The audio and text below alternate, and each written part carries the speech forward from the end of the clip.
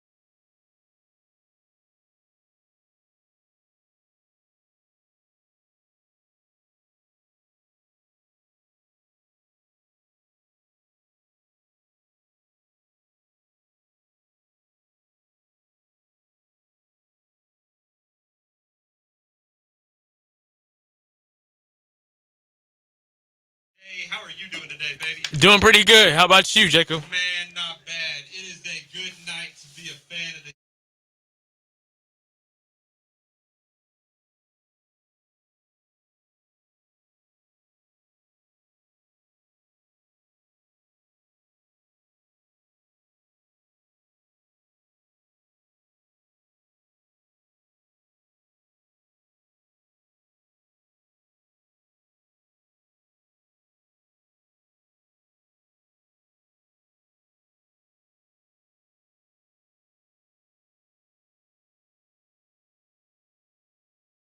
However, we are going to dig in on the NFL today. But before we do that, just know you can catch us on youtube.com at ESPN Houston or on Twitch TV or twitch.com.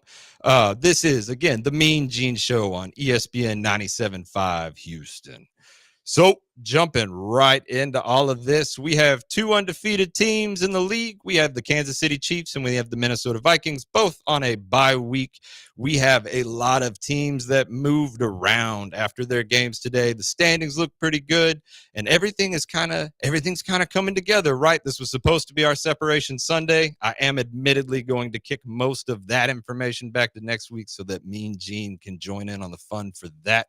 But we did have a lot of interesting developments that were kind of picked up on this week, starting with the 49ers and the Seahawks on Thursday Night Football. This was a great game. Seattle definitely looked like they could have taken this game. They did not. There were a lot of offensive miscues for the Seattle Seahawks this week, which was kind of a bummer. You love to see Geno Smith absolutely darting people. They had a big touchdown to DK Metcalf in the second half that got called back via penalty. That hurt yours truly because I gambled on the game and I lost big time. That was a bummer. But there are some interesting things going on here. So first off, the 49ers have been plagued with injuries this season. They have not had an easy time with injuries, and they had another big one this week. Jordan Mason, the guy brought in to replace Christian McCaffrey, also goes down. And then you have a stable of other guys behind him that came in and somehow played well, right? They're better than the 49ers can pull running backs just out of a hat. Doesn't matter if they got drafted. Doesn't matter if they went to college. They're just they're pulling dudes off the street, and it doesn't matter. They're better than most of the running backs in the league. So that was pretty crazy. AJ, were you able to watch that game this weekend? Yeah, I watched the whole thing. Yeah. Man, that was crazy. So when the Garendo guy ended up coming in at running back when Jordan Mason goes down, that was another. It was like Bucky Irving. I had no idea who that guy was. I texted Mean Gene. I was like, hey, dude, who is this? Right, exactly. Yeah. And he was like, oh, yeah, I followed him in college. He's a great back. He's going to do great things. It's like, I had no idea this kid even existed. He rips off 99 yards on 10 attempts and just helps to bury the Seahawks. However, I do think the Seahawks beat themselves this week. Exactly. They had every opportunity to do it. And Geno couldn't get it done. Geno threw a couple of inopportune interceptions. They looked bad in the red zone. Couldn't get Kenneth Walker going on the ground. It looks like they're mishandling Zach Charbonnet. and DK looked a little frustrated. Oh yeah, definitely. And then you saw, I don't know if you're listening to what Herbstreit was saying, but basically he was saying that Geno's a streaky quarterback. It was looking like that for sure in the game too. It was just frustrating to watch because they had the opportunities too to come back, but Absolutely. I mean, there are bright spots too. You know, you had Jackson Smith and Jigba absolutely go off. He looked really good. If Geno doesn't miss 4 throws in his direction, Jackson Smith and Jigba has the best game of his season. exactly. Tyler Lockett looked good, albeit not in the first half, but Tyler Lockett got hot in the second half and really kind of helped what could have been a comeback bid. It's like the chemistry between Geno and DK is off. That was one of the bigger takeaways. Like Geno peppered DK. He got so many targets in this game. He just couldn't really do anything with him. Either he was covered by 3 people or the ball was either 10 yards too short or 10 yards over his head. Exactly. Yeah.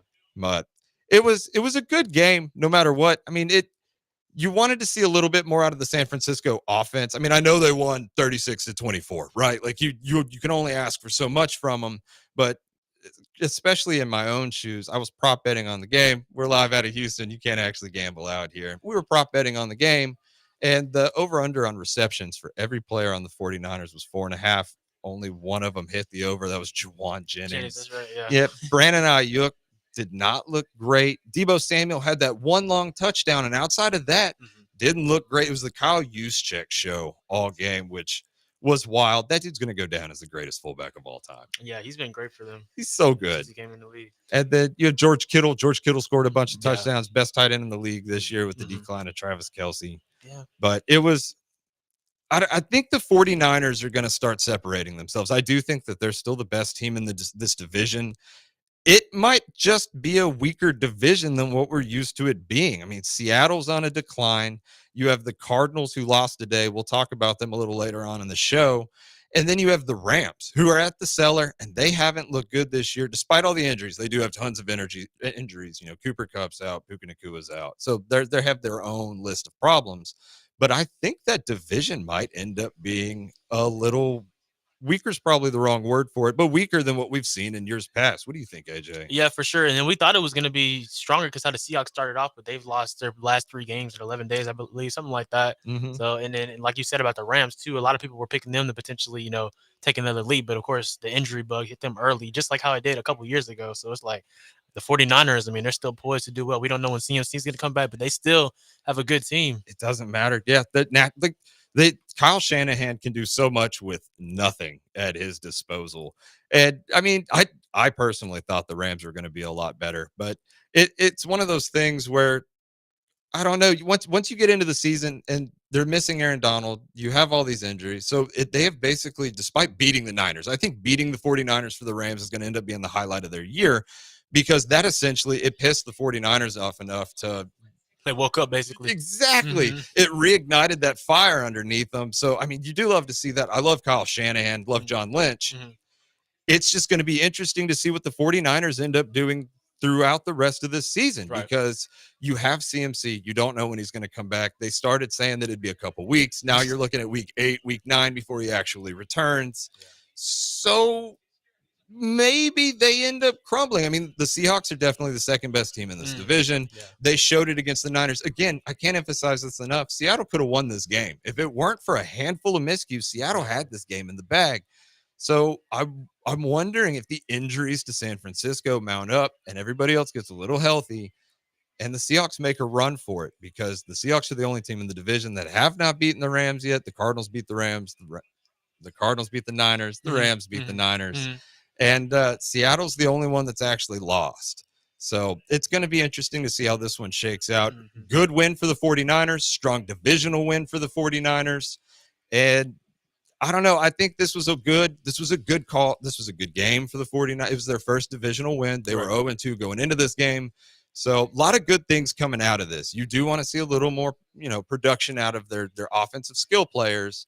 But it was a good game overall. Oh, for sure. For sure. I mean, the Thursday night games have been better the past couple of weeks. I don't know about this Thursday because it's the Broncos and the Saints. Right, exactly. Hey, Spencer Rattler, baby. Yeah, that's true. They were playing really good, but then the Bucs, And then the second half happened. Yeah.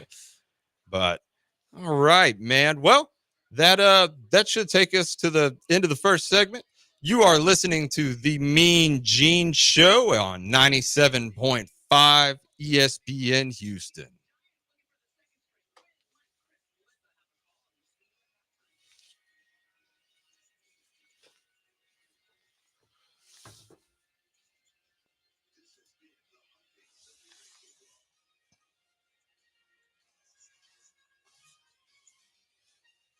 you want to go ahead and start this segment with the soundbite? You got the Eric Murray.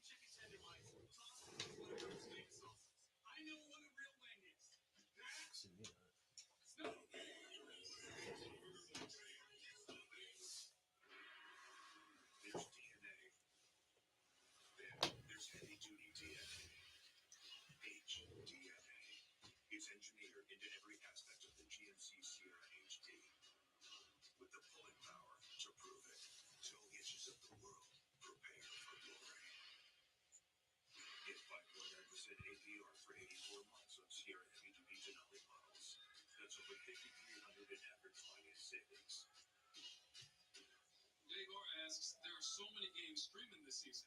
Can Xfinity Internet handle it? Great question, Dave. For full analysis, let's go to Telstra. At Xfinity, we know the game's only live once. Nothing's more annoying than glitching or buffering. That's why we built Xfinity Internet with the fastest speeds and ultra low lag for nonstop action. Can I have a turn now? No turns out over yet. I thought we were a team. Well, we are, and I do the Telstra, and you do the tall talking. Tall talking. Yeah, there it is.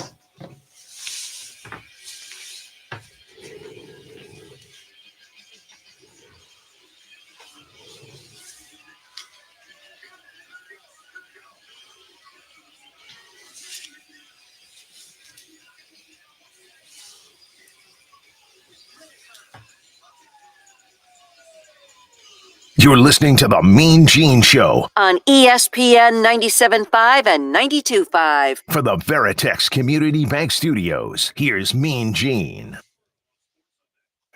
1st and 10. Oh, that was deflected. And it's in the air. They say they've gotten it on the ricochet. 2 sacks and a deflected pass. Welcome back. Anderson That was a clip from the Houston Texans today. Eric Murray made one of the nicest plays I've ever seen in his career. I have not always been very positive about him. However, he has come on real strong this season. Will Anderson tips a pass up. Eric Murray catches a pass while getting blocked. He catches behind the man's back. And that was basically the Houston Texans today in a nutshell. They absolutely played their hearts out. Stand up, H-Town. It was a great week for us. We were playing the dysfunctional Patriots, starting a rookie quarterback. However, that does not matter because Houston takes the dub today, and it was beautiful. And before I dig into the Texans a little bit more, I do want to say we have Brian Diardo coming on, joining us in the next segment. We have Bally Sports' Dustin Pfeiffer joining us later in the show. So just wanted to bring that up. I forgot that in the first segment. I'm a little nervous. I apologize, everybody.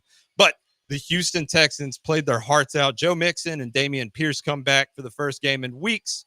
Joe Mixon goes 102 yards with a tutter. Dameon Pierce has 76 yards and a tutter. It looked amazing. CJ Stroud looked comfortable. We had New England on their heels all game, and it was magical. This has got to be what it feels like to be like a Chiefs fan under Patrick Mahomes, right? The Texans came out. They were moving the ball. They were moving the ball well. We could run. We could pass.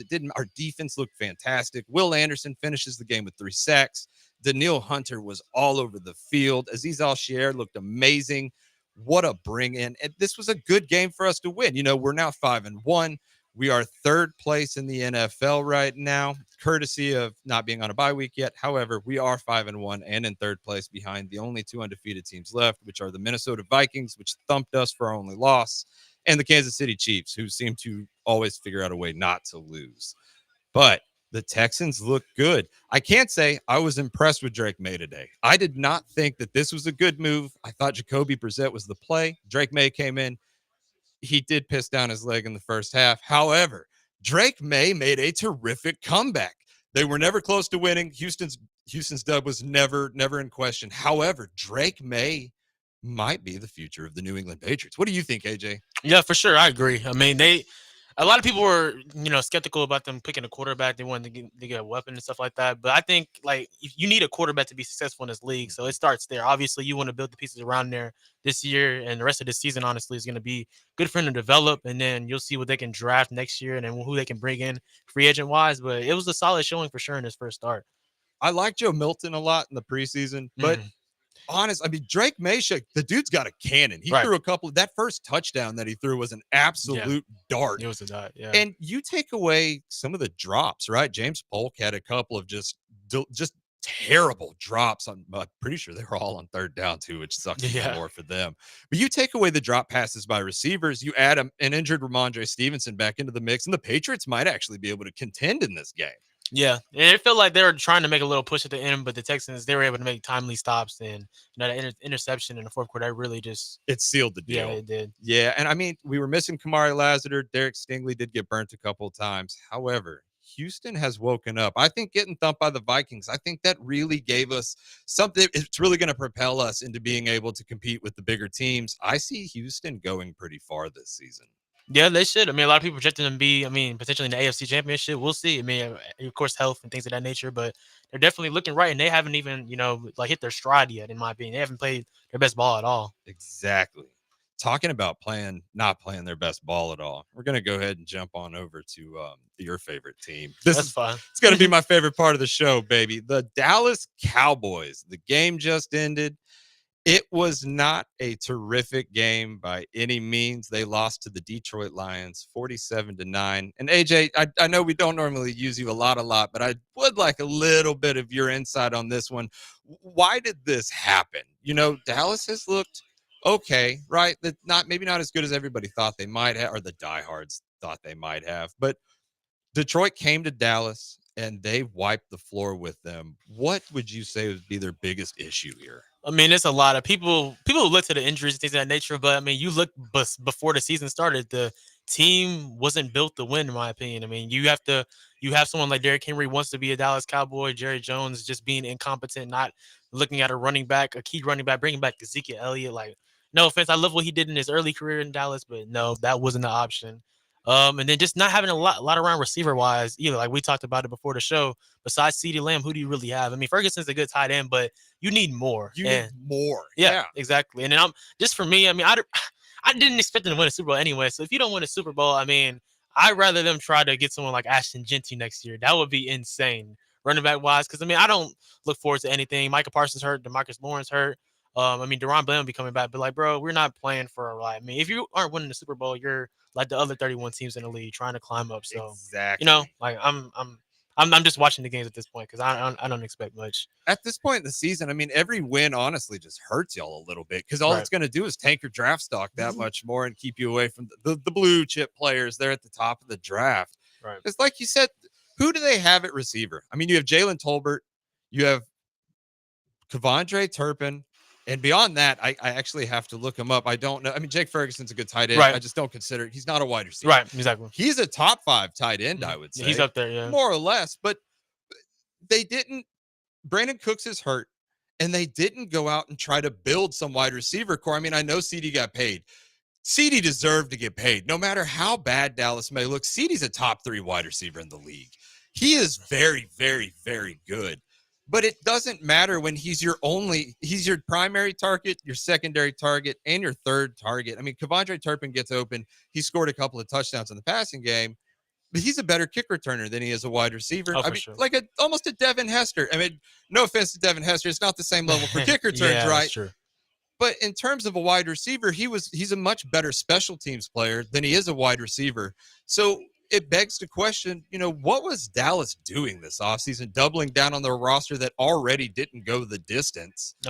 Like all you can do is kind of shake your head and wonder where they go from here, because there's a lot of holes on this team. Oh, for sure. And it's not going to get cleaned up by the trade deadline or anything like that. And just it's Jerry Jones, it's him. I mean, honestly, it was his birthday today, but I'm kind of glad they lost like this on his birthday because, it sums up how he's made Cowboys fans feel for the past 20, almost 30 years, really. So, It was bad, and it does kind of suck for him that it happened on his birthday, but I mean, he'll never forget this year. Oh, for sure. 82.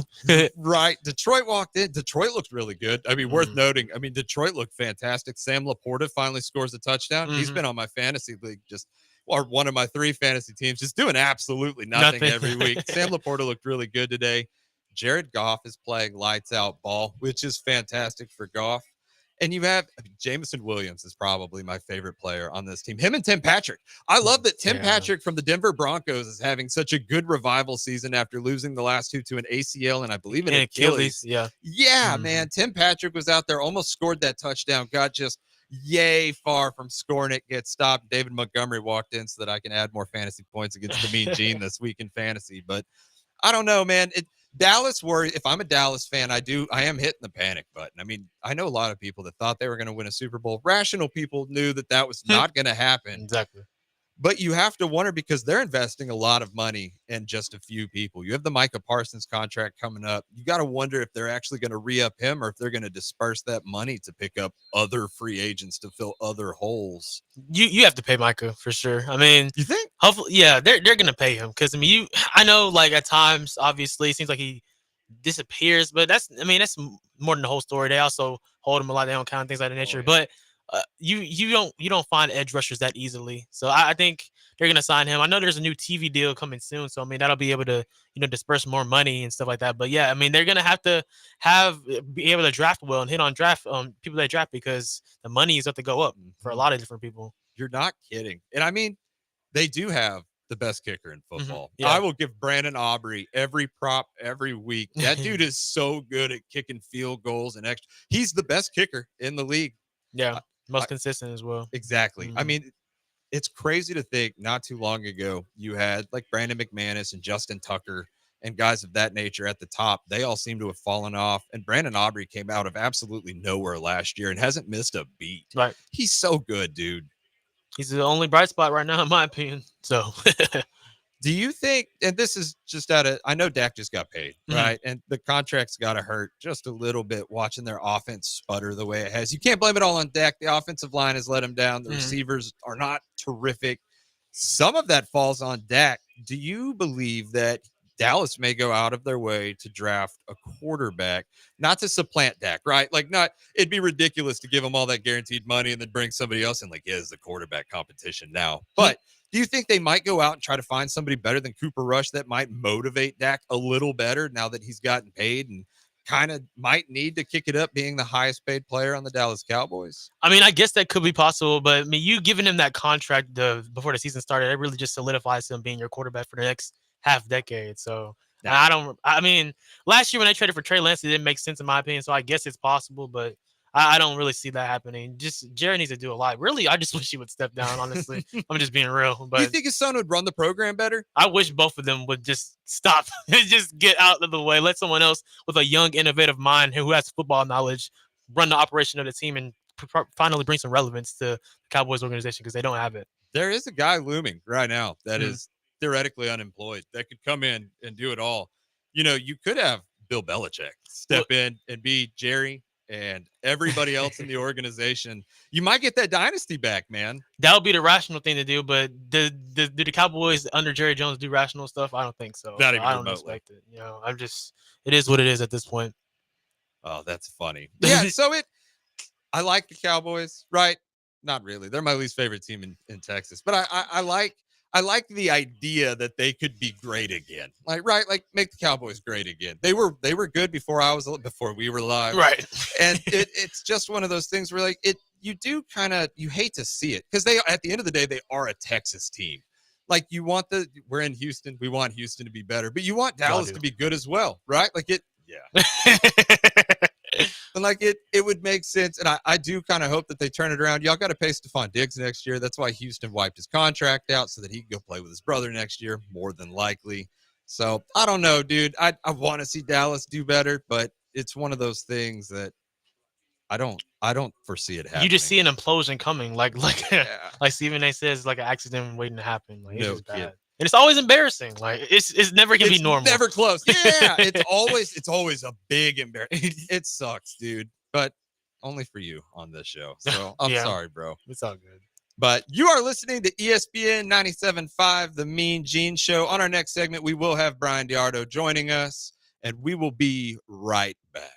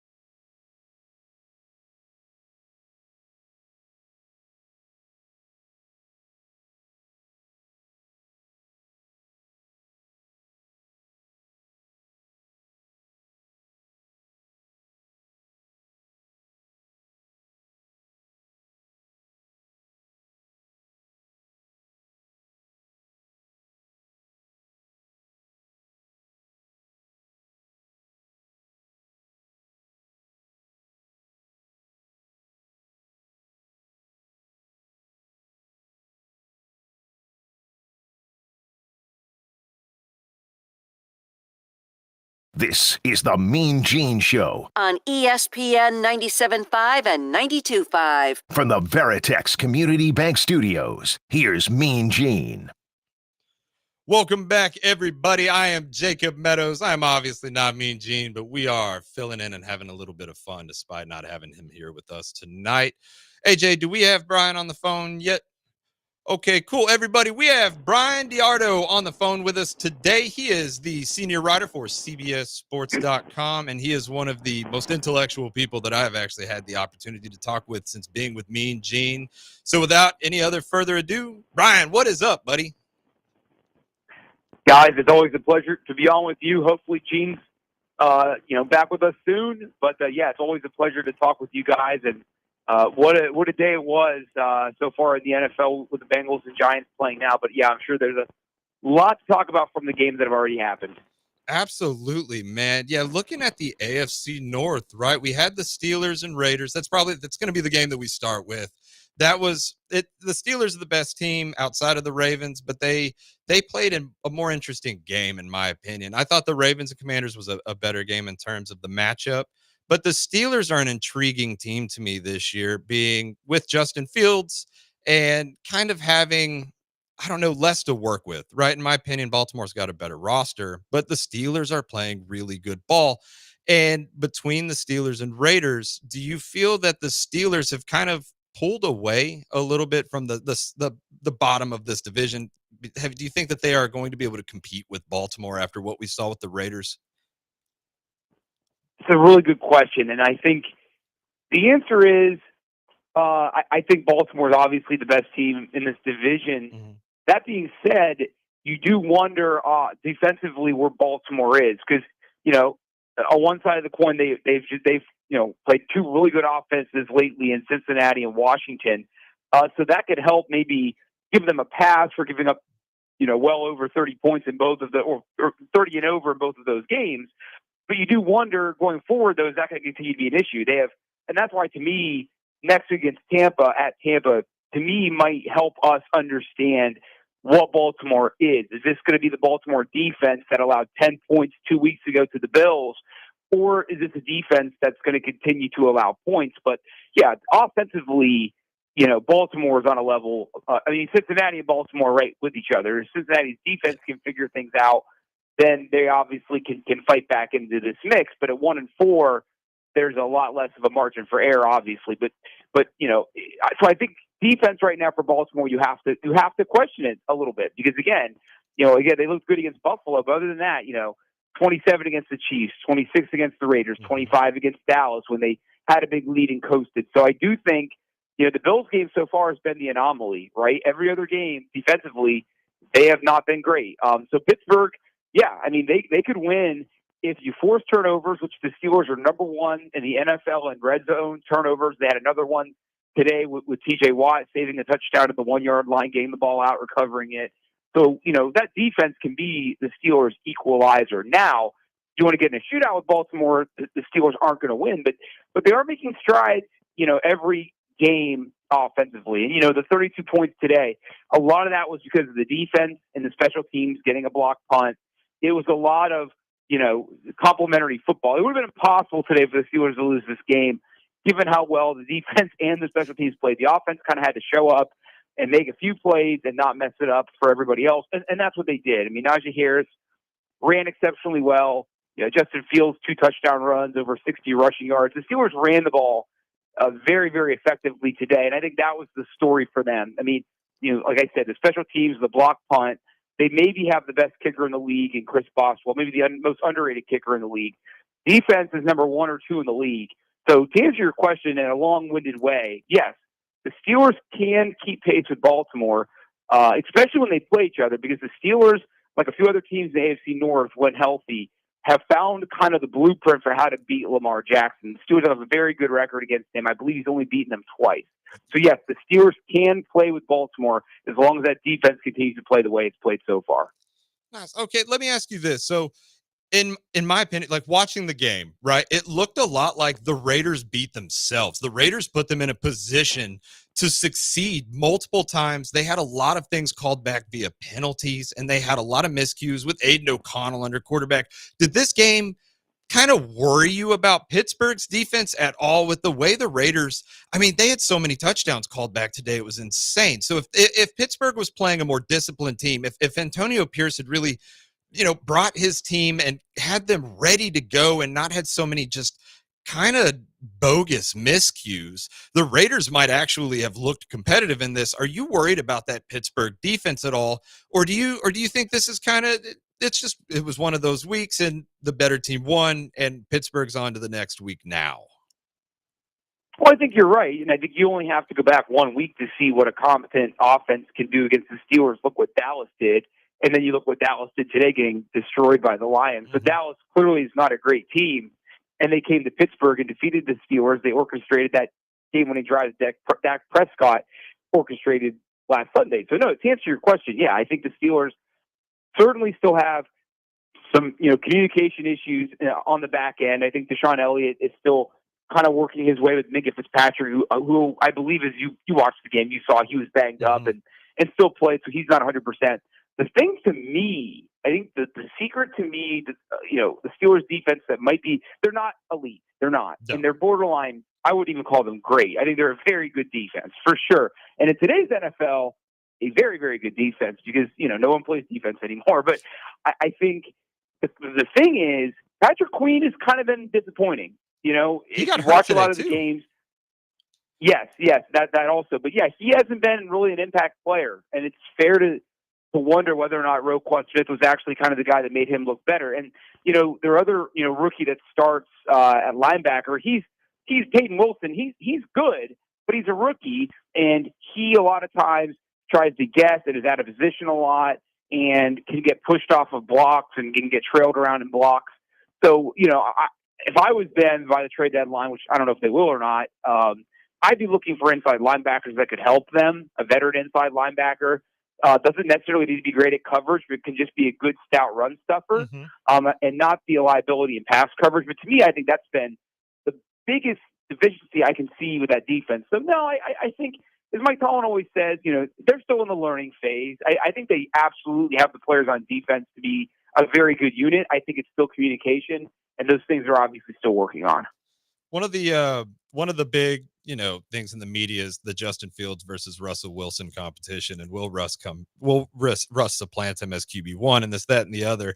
Have you seen enough from Justin Fields to like Justin Fields moving forward? Do you think Pittsburgh would benefit from possibly playing Russ just to see what, maybe they have in that bag while they still have him this year on the nothing contract that he's playing under? Or do you think Justin Fields has done enough to cement himself as QB1 this season?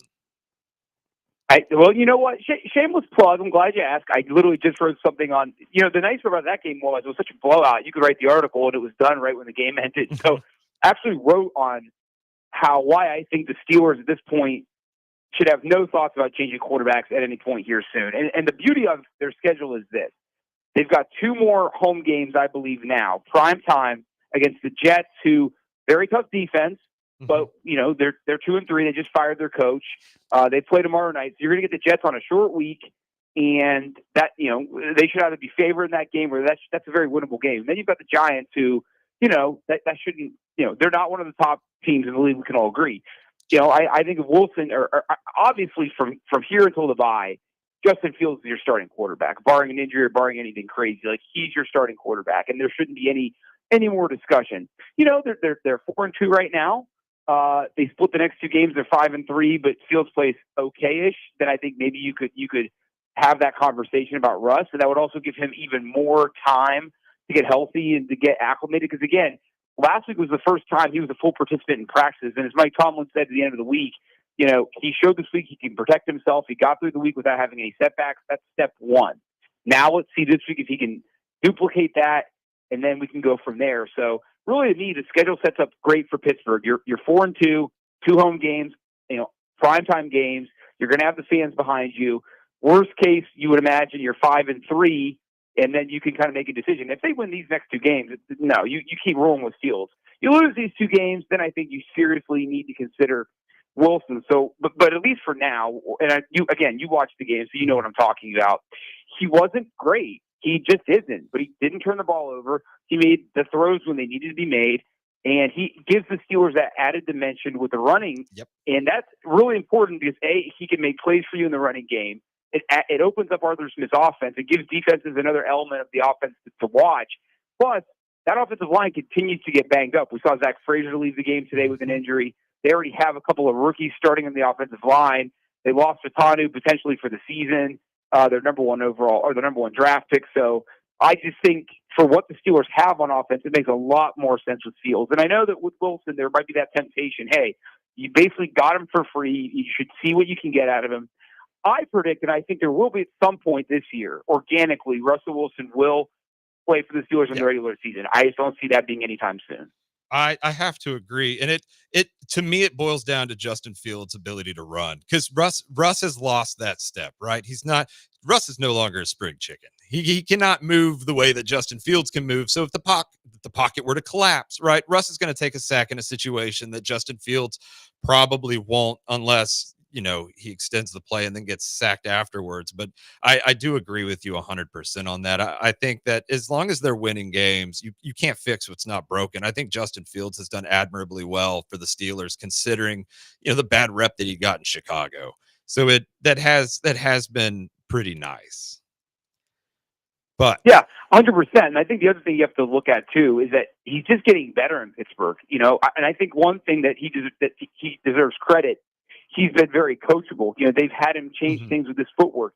They've had him change things where he has the ball when he's dropping back to throw. I mean, a lot of guys with all the success he's had could scoff and bristle at, hey, you're going to make me change my mechanics. And he's not Aaron Rodgers, but there's no way Aaron Rodgers is changing mechanics right now. No, not at all. A lot of quarterbacks would. And I think that is, a credit to Fields that he's not just benefiting from a different environment as far as players and as far as system.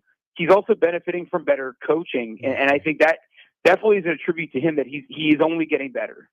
I agree, and I love what Tomlin's been able to do with him. I have liked Justin Fields since he entered the league, so I'm glad that Tomlin has taken him under. And it does look as though that feel like you said, Fields is progressing every week. He has looked better each week. I mean, he doesn't always light up the stat sheet, but he does look good, and he's got a good command of this offense, and he is pointing the Steelers in the correct direction.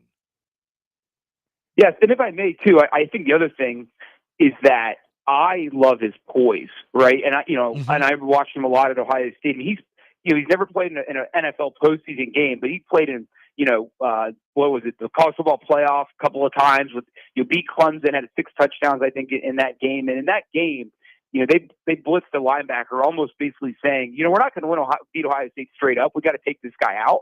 Took a nasty shot to his midsection, stayed in that game, and seemed to only play better. And Mike Tomlin has said this, to your point about Coach Tomlin and him working with Fields.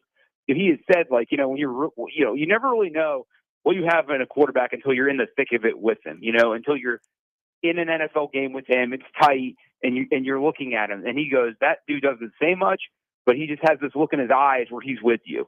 He's with you. He has poise. He never gets too up, never gets too down.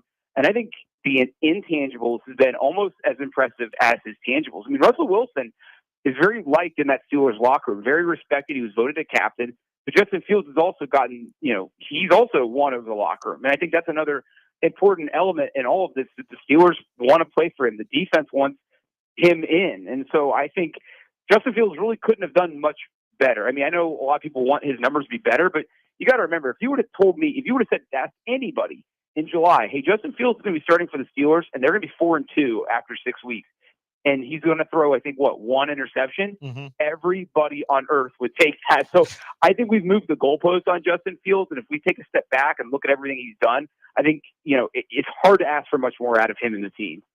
I love it. All right. Well, Brian, we got to shut down this segment. We got to go to a commercial break. If you don't mind, I would love to have you back to finish off this division whenever we come back from commercial. But everybody, you are listening to 97.5 ESPN Houston, and we are going on commercial break.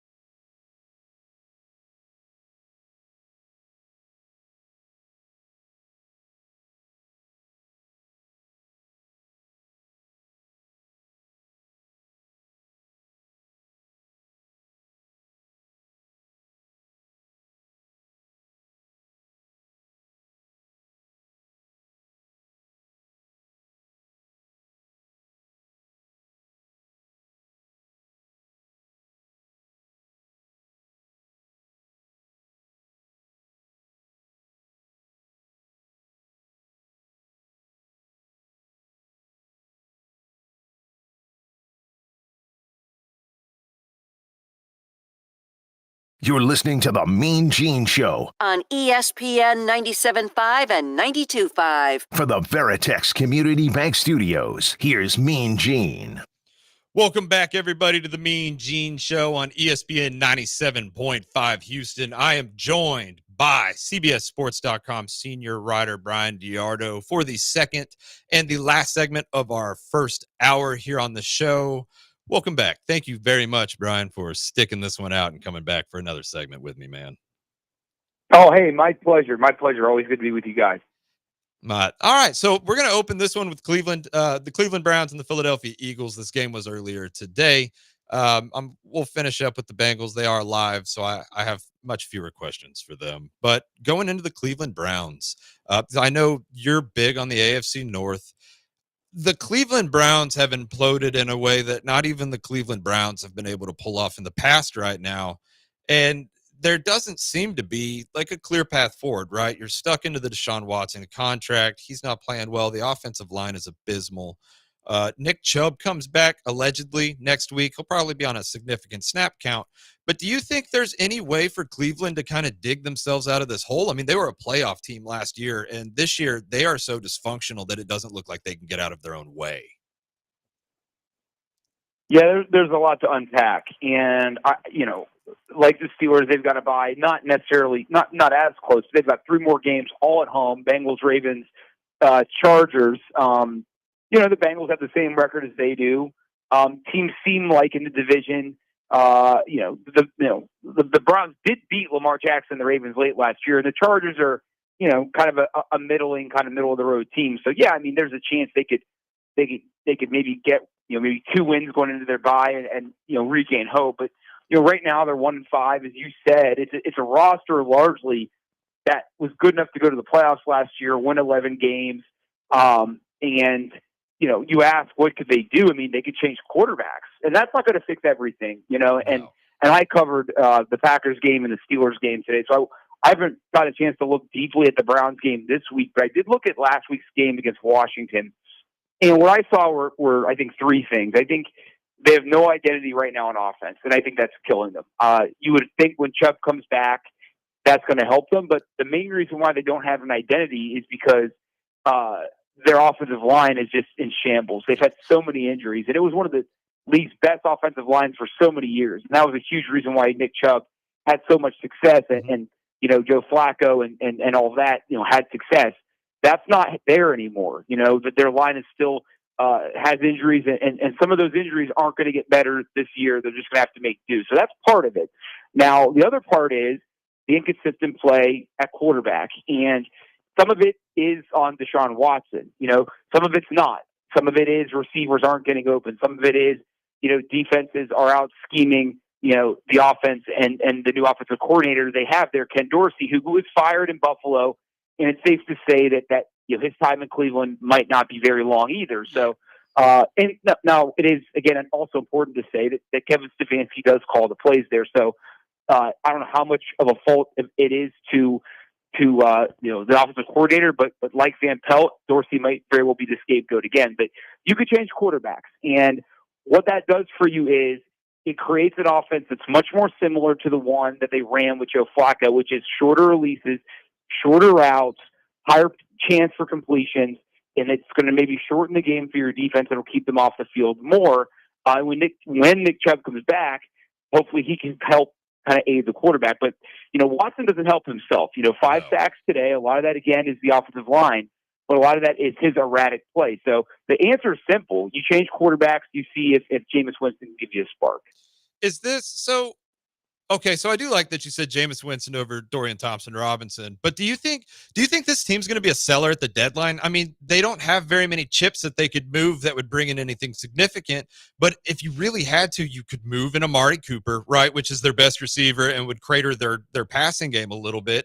But if you were to move in Amari Cooper or one of these bigger names on the Cleveland team, you could bring in a better left tackle, or you could beef up this offensive line in a way that makes enough sense that they could sustain their drives, because you don't want Nick Chubb blowing his knee out again, right? So do you think that this might be a team where they would benefit from being sellers at the deadline and selling off some people and bringing in some offensive linemen to try to right the ship? Or do you possibly think that this might be just a down year if they can't get out of this rut and they're just going to have to live this one out and hope for the best in the draft and hope that they can develop a little better next season? They definitely should be sellers. And I said, hey, maybe they could be 3-5 by the deadline or whatever, or 3-6 by their bye. They're not going to the playoffs. We all know that. Correct, I mean, yeah. their season's done. It is, and it's also thank goodness they have the Guardians, right? Cleveland fans have the Guardians, and the Cavs are supposed to be good. They got a lot of other good things going on in Cleveland, so that's great. They should be sellers, right? And Amari Cooper, I think they already talked about potentially trading him. All the rumors with Brandon Ayuk. I mean, that would be the move. I mean, Jerry Jeudy, I still have hopes for him in this league. He's looked He good. had one catch today for 35 yards. There's still hope for him, and I think you could send him out. But I agree. I think if you're Cleveland, and if there's any benefit in right now where you are, it's that you can start making proactive moves towards the future, and you can sell that to your fan base as, hey, we're still trying to make everything better. And I think everybody in Cleveland's going to understand, hey, you're 1-4, especially, again, 3 weeks until the bye. It's going to come right up at the trade deadline. It would be the perfect time to make a move. And, if I'm it'll never happen. But if I'm the Steelers, man, I'm trying to get Jeremiah Owusu-Koramoah. I mean, he's a great, great player, had 8 tackles and a sack today. That would be a player that I would give up a lot of equity to get if I'm a playoff contending team that's had injuries at linebacker. And I'd have to do some research to see what teams that might be. Sure. I know for the Lions, who may have lost Hutchinson, Max Crosby would be a great trade candidate. He shoved his coach near the end of that game, so maybe he's a guy that you could get, or and all that. But yeah, I mean, I think they certainly have players that you can trade for. But yeah, I think Cooper, as you said, would be at the top of that list. Potentially Chubb, but you don't trade for him. It'd be hard to trade for a guy like that. I mean, I don't know. I don't even know what teams would need Nick Chubb, but that would be a great decision, though. I mean, it would give him a chance to play for a contender. I mean, the Niners, right? I mean, that would be the team. If there's any team that he could potentially go to. Do you think Myles Garrett could potentially see the trade block? Do you think that the Cleveland Browns could move on from Myles Garrett, which is their all-generation defensive player right now? But, I mean, he would buy you the most, right? Outside of Nick Chubb and Amari Cooper. I mean, Myles Garrett is a stud. He's well-renowned throughout the league. He's good at what he does. Do you think we could possibly see a Myles Garrett trade getting him off of the Cleveland Browns? I don't see that, though. I mean, I get what you're saying, and I agree. I mean, you could get a slam dunk first round pick. I mean, teams now are being way more guarded with their picks than even a few years ago. So, you're not going to see, I don't think, a guy get traded for 3 first round picks ever again, unless it was like a Patrick Mahomes. But other than him, those days are over. So you wouldn't get the equity. The Browns, I don't foresee any scenario where trading him, they would get anything in return for what they're going to lose. Not to mention, I mean, he sells tickets, right? At the end of the day, it is an entertainment business. It's like the Pirates fans or McCutcheon. Like, they're terrible, but he's still there. People are going to pay to go see him, right? Like, that's kind of the situation in Cleveland. Like, Myles Garrett is their guy. He's their future Hall of Famer. He's their guy that no matter what, you can go and cheer for him. So no, I think because of the PR the hit they would get. Plus, like I said, I just, unless a first round pick is that valuable, I don't know. I don't think they would get the kind of return that you would get. Now, you could trade Cooper for a 3rd round pick or Jeudy, for a 4th round pick, 5th round pick, and you could argue that, or even Nick Chubb maybe for a 3rd round pick. But no, I would be shocked if Myles Garrett left Cleveland. Again, unless like the Lions offered a 1st and 3rd round pick, you'd have to offer a 1st and another very, very high draft pick, like next year's 1st and the 2nd round pick in 2026 or something like that. But the Lions, as we just talked about with Aiden Hutchinson, I mean, that might be a team that places the call to Cleveland because it looks like Hutchinson is going to be out the rest of the year. Yeah, that makes sense. Yeah, that was an awful injury. It didn't look that bad watching it the first time, but once they replayed it, it is awful. Like, that is prayers up to Aiden Hutchinson. That sucks. He's not arguably one of their best defenders this season. But Brian, we've got about 60 seconds left before we have to send this segment off into the sunset. So out of the 2 1-win teams in the AFC North, right? Cincinnati and Cleveland. Do you think that Cincinnati is on a crash course to be almost as bad? Or do you think Cincinnati instill enough confidence in you that you think that they're going to pull themselves out of this dump? They can do it. They're like the 81 Chargers. Amazing offense, no defense, but they went to the 2nd round of they went to the AFC Championship game. So their schedule's tough. There's no doubt about it. But they have Joe Burrow, they have Chase, they have Higgins. Ever since Higgins came back, that offense has been amazing. They've done a great job replacing Mixon with Chase Brown and Zach Moss. That defense has to figure it out, right? And I think they're making steps. I know they're playing right now. I know that because my wife's a Bengals fan. I've heard her cheering twice from the living room, so she's happy. So the Bengals must be winning, but their offense is prolific. It might be the best offense in the league. They just need that defense to do something for them every now and then, and I think they will. I think they have the pieces on that defense to figure it out, and I think they will. Playoffs is a different story. Like, it's going to be hairy for them, but I think that they're going to make a push. As long as Joe Burrow, Higgins, and Chase stay healthy, they absolutely have a chance to push and try to get that 7th wild card spot. Sweet. All right. Well, thank you, Brian. Thank you for joining us today. And yeah, dude, have a great night. And we are going to send this segment off into the sunset. You are listening to the Mean Gene Show on ESPN 97.5 Houston.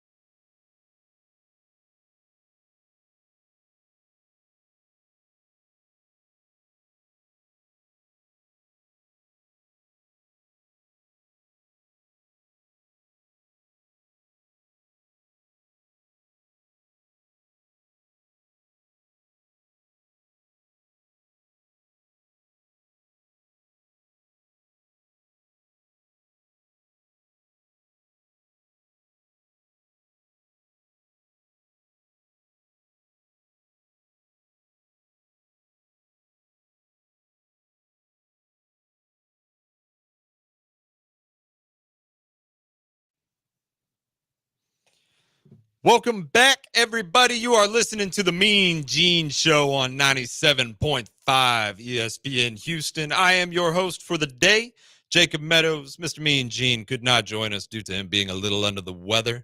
But this is hour 2, and we are about to kick off my favorite segment of every weekly show, the What Had Happened Was. So what had happened was... What had happened was... What had happened was... What had happened was I was a little disappointed that the Houston Texans couldn't make this list after beating the Patriots today. However, your other neighboring Texas team did get this one. So the Detroit Lions absolutely dismantled the Dallas Cowboys today. It's been a very up and down season for the Cowboys. Shout out with all the love to AJ, our resident Cowboys fan. But they got absolutely buried by Detroit. Dallas couldn't get out of their own way. It does seem that they have so many problems that are mounting up, and it's getting pretty bad. And we are going to burn a full segment on this just because I love the Cowboys and I love how much AJ loves the Cowboys. And I know Mean Gene here in spirit loves the Cowboys. So AJ, What had happened? What happened? I mean, they're just what's it called? Like I said earlier, they're just not built to win. I mean, I'm not surprised. The offense is very one dimensional as well too, because like we talked about, they don't have a running game. So when you don't have a running game, I mean, you know that they're gonna drop back every single time. That gives the defense energy to rush the passer and things of that nature. And I hate that Aiden Hutchinson got hurt, but shoot, he was feasting, getting pressures on the Cowboys offensive line. Like they couldn't do anything. Even Zach Martin, it wasn't to Aiden Hutchinson, but even Zach Martin let a sack happen. Like it was just overwhelming. So yeah, it's nuts to have seen Dallas's offensive line become what it has. You know, I know your childhood, my childhood, that was Dallas's bread and butter, right? Exactly. Like they had the best offensive line in the league. That's what they did the best. They won in the trenches, either on offense or defense or both. Right. Dallas was good in the trenches, and now you see an offensive line that you can't run block. It's like 5 Laramie Tuntles out there all at once, right? They struggle to run block every now and then, and it's getting bad. I mean, Rico Dowdle has been good in spurts. He's very streaky, right? Like Geno Smith, like you said earlier. He's a streaky player. Once Rico gets hot, Rico can be a great player. Yeah. So can Kevondre Turpin. So can Dak. Right? Got to. But it's one of these things where you've got to. Jerry Jones has got to be freaking out right now. I mean, this is his love child, right? He did this. This is his. Yeah, he said, I saw some statement he said after the game saying like it was very humbling. He was shocked or something like that. I mean, how are you shocked? I mean, of course you know the injury stuff, but I'm not shocked because of how you built the team. I mean, it's not a surprising thing. I just don't understand why he acts like this and then he just acts surprised. Like, obviously, you're doing things one way. You're too prideful. Obviously, they're going to lose like this when you construct a team in that nature. Well, I mean, you take a look around the rest of that division. Exactly. Right? The Commanders are building a team. You bring in rookie Jaden Daniels. He still has Scary Terry on contract. Like the Commanders have an offense that is good. Like they have multiple pieces that you can use. So if one thing fails, another thing may work. The Giants, something very similar, although Danny Dimes did just figure out how to play quarterback again. But like you have that. You have Danny Dimes, you have Darius Slayton, you have Malik Neighbors, you have Devin Singletary, they brought in to play running back. You have the what's his name? Tracy Batty. I know they have Wan'Dale Robinson too. He's also Wan'Dale Robinson, but like it's multiple weapons. And that's the biggest takeaway in the division, right? The Eagles, Devonta Smith, AJ Brown, Saquon Barkley, Goddard too. Dallas Goddard. It's not just CeeDee Lamb and Jake Ferguson. Right. Like what how does Jerry Jones not look at this roster going into this past offseason, right? Like after last season ends, going into this offseason, how does Jerry Jones look at this roster and he's like, yeah, this is going to win it all. Exactly. That's what I'm saying, especially after the Green Bay game, too. Like, that should have been the wake-up call, the humbling sign there. And then they basically had 3 showings of that at home this season already, from winning every single home game until the playoffs last year. Now you haven't even won a game at home yet. So, I mean, Dallas is going to make the playoffs more than likely. I'm going to knock on wood on that one because the Commanders are pretty hot and Philly got all their players back. Right. So it's going to be a dogfight. But if Dallas goes to the playoffs again, like we said earlier, that's going to kill your draft stock. Right. You're not going to get unless you want to trade up, but that's killing your future draft stock. Who are you going to mortgage? Yeah, exactly. So you have that to worry about. But if you make it to the playoffs, you're the same team that you've been for the last decade. There's no way to move out of that. And Dallas it's just this big circle of mediocrity that Dallas is stuck in. And I feel bad piling it on you over and over again. We're just talking in circles at this point. I feel so bad. It's right. I'm numb to it. Good. Most Dallas fans are. Yeah. Right. But no, like I wish there was an easy answer, right? Like I wish there was a way that you could look at this Dallas situation and be like, no, Jacob, like this is the obvious path that they're taking. It's a rebuild from the inside. It's a soft rebuild, right? You can see the pieces here, and here. But that doesn't seem to be the case. Is there any young talent on this team, offense or defense, that you are excited to see the development for in a season that might be a lost season, but might also not be, right? Is there any young talent that you could just see being the next cornerstone? So we can talk about defense. Overshown, I've been high on him since last year. In training camp last year, before he got injured with the ACL in that preseason game, he's been a really good player. So I'm excited. He is still able to wreck the game. But, I mean, obviously, the injuries and things of that nature, he's had to step up. But, there's going to be a drop-off, obviously. And then they drafted Maris Lafu out of Notre Dame. He's pretty solid, too. And also, they had Eric Kendricks. He was hurt in this game, too. So, a lot of responsibility on players like him. And then even young players, Deron Bland coming back, that's gonna be huge. Yeah, it really is. Him with Diggs. But one thing I noticed too about Diggs, I mean, he's he's been solid, like in terms of like limiting wide receivers stuff like that. But he just does not like to tackle. No. Oh my gosh, he does not like to tackle at all. He does kind of fare away from it, and that sucks because there's so many people that reach that level, and he does. It is a pitiful effort to tackle 9 times out of 10. Like, it sucks. Like, you're it's America's team, brother. Like, you gotta hit somebody. Like, y'all need the tackle. Like, you need to stop them. But do you think? I don't know. What do you We're almost to Separation Sunday. We're getting a good look at the divisions, right? Like I mentioned, the Eagles and the Commanders are both good. In your opinion, what do you want Dallas to pursue this offseason, whether it be the free agency or whether it be the draft? What do you think would be their most immediate needs? Well, I told you about the draft. I mean, obviously, running back, that would be cool if they could get JT. I guess it just depends. Like I said, even if they have like a mid to lower draft pick, if they really like want him or a running back like that, you'll trade up. You do all you can to get that player. But for me, meaning free agency wise, you want to see what you can get on the wide receiver market in terms of the wide receiver number 2, things of that nature, possible offensive line depth, just in case, because you never know. And I mean, I've been happy with like a guy like Cooper Beebe at center position. He's been nice, but he's been good. Yeah, I like him for sure. Guyton, he's been a little streaky. I think he'll have some developments. He's 6'8". You can't teach size. You just got to continue to get discipline in him and get him better, teach him mechanics. And they still have Tyler Smith, who's really good as well too. So just like getting some more offensive line help defensively. Really, there's a lot you can do there. I guess just like more secondary depth, definitely defensive line. That's one thing. Like you said, the trenches. That's the main thing. I've been a little pleased with Mozzie Smith. He's been playing better the past few games. He's gotten penalized a couple of times in inopportune times. Right. Clean that up. Since the New York game, though, he's been playing better though. Like, I'm glad like how he's progressing, but definitely like defensive line, things to that nature. I think they have more linebacker depth now this year, but there's just a lot of different things going into it, and the injuries don't help. So the Van Der Esch injury, I felt left a big hole in there. Like, you can't just replace it. He was good. Yeah, he was good. Of all the current Cowboys players, I liked Van Der Esch. There's a reason he's not playing though, right? Like, he retired.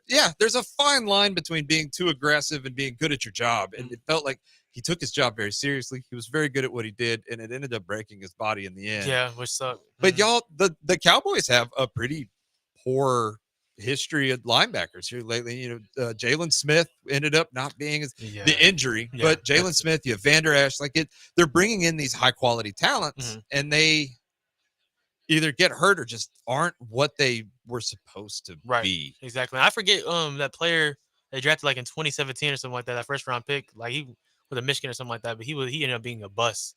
I forget his name, but not totally sure. He played defense. I can't think of his name right now, but yeah, he was not a good pick. So like they hit on a lot of draft picks, but there'll be like every once in a while those who end up being a bust and things like that. So I mean, every team goes through that. It's just if they're America's team, right? There's always a more target. attention. Exactly. Jerry Jones puts them out there to the public, like, hey, look at us, we're the best. Yeah. And then they're not. They fail to meet any sort of promises that they give out. Exactly. And that's been a whole lifetime for me. Like that's all I know.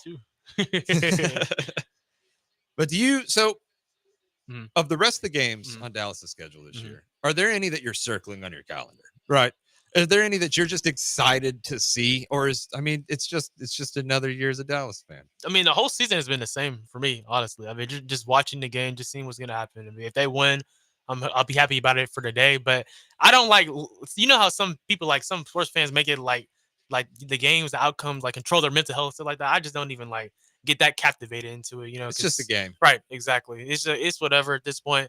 I mean, I'm obviously happy when they win, but when they lose, I'm not necessarily surprised, especially like today, because I felt like how they were playing offensively at first, like they could match them, but the miscues happened, and then I already knew what was inevitable. That dropped 47-9 score, exactly. So there is the game on right now. You have the Bengals and the Giants playing right now. And I will say Dallas does still look better than the G-men. So there's always that chance, man. Like, as long as you're not in the cellar, it's a win of a season for Mr. Jones. Yeah, but that's not the expectation though. I mean, not to be, sure. Especially by what he tries to place on us and, just all the chatter and stuff. But yeah, it is what it is at this point. Because I mean, like for every 2021, 22, 23 season for the Cowboys, 12-4, there's a 2019 season, a 2020 season, 2017 when they missed the playoffs or something like that. So that could just be this year, which I mean, it is what it is because those seasons, like after the 2020 season, we got Micah Parsons. So, we'll see what happens. The best is yet to come. Yeah, right? I hope so. Well, all right. So we will have Mr. Justin Pfeiffer joining us here in a little bit we've got a couple more segments before he joins, but we are going to shut this one down. You are listening to The Mean Gene Show on 97.5 Houston.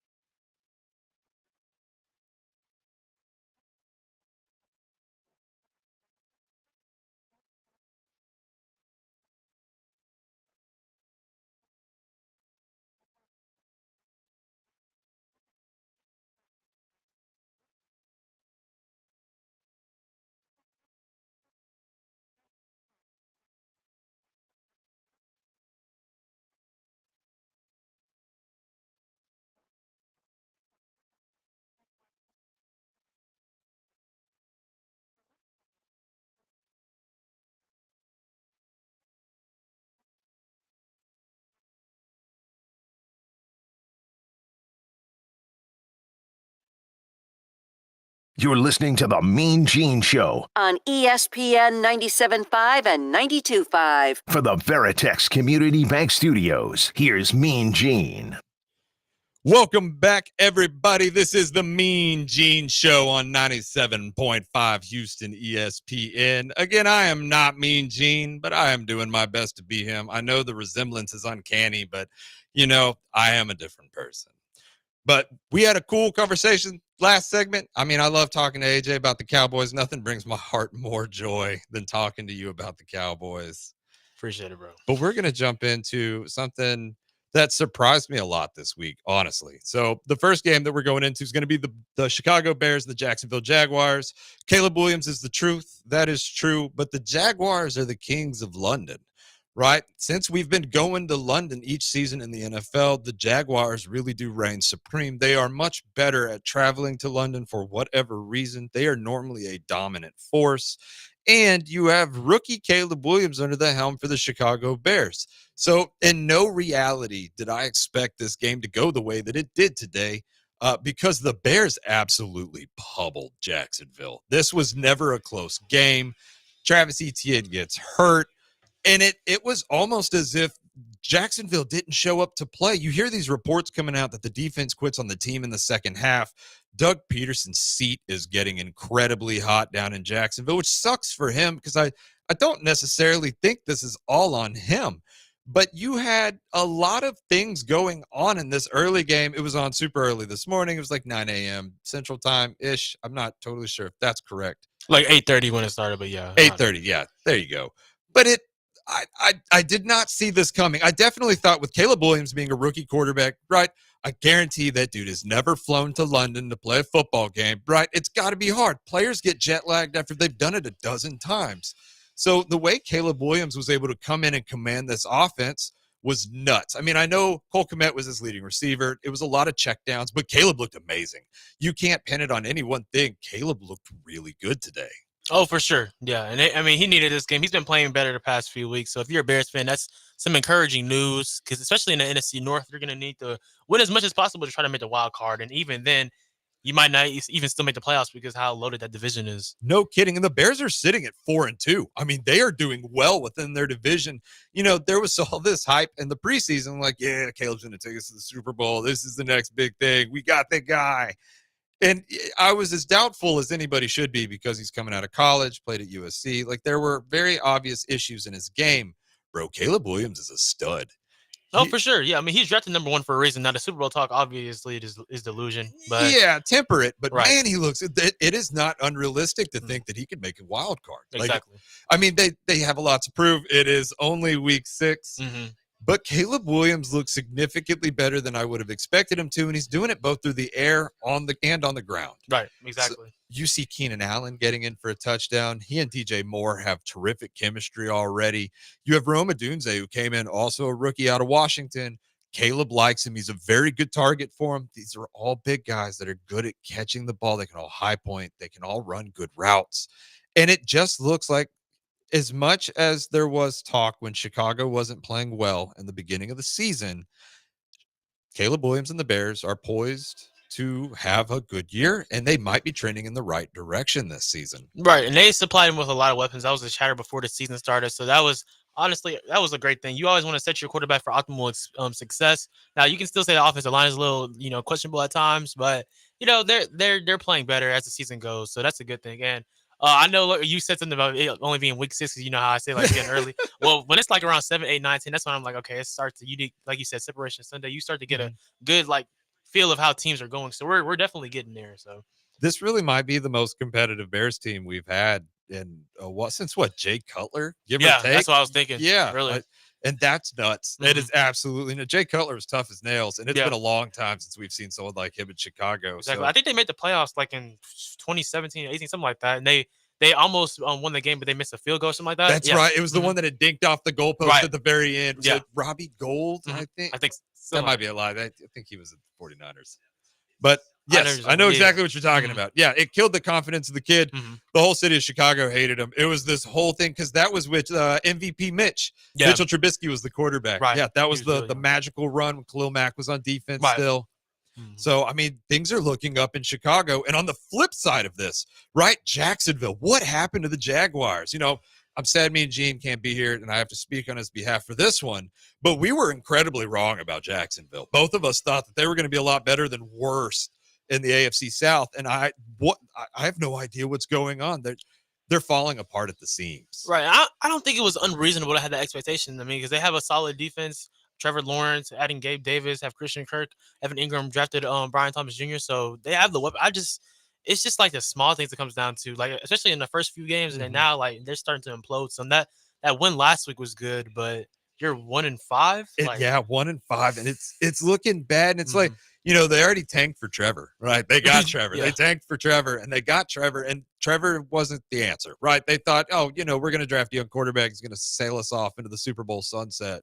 And as good as Trevor Lawrence has looked at times, he's still unpolished. And you got to wonder if it is coaching. I mean, Urban Meyer did not help the development of any player on that team when he was in Jacksonville. But now you have Doug Peterson, a Super Bowl winning coach, step in. And Doug Peterson's losing control of his locker room, it seems like. And it begs the question, like, where do the Jaguars go from here?